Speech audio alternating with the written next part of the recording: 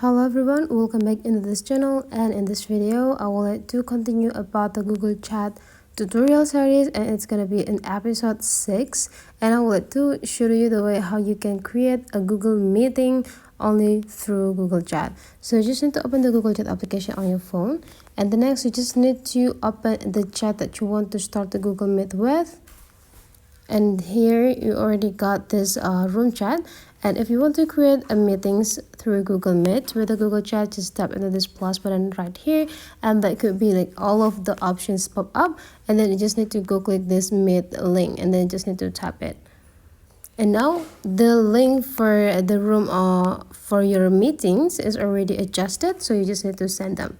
Now if you already sent it, now your friends need to tap on this message, and they will be like entering the room on the Google Meet. You now are ready to start the meetings. So that's for this tutorial. Hopefully you enjoy this, and let's meet again into other tutorial.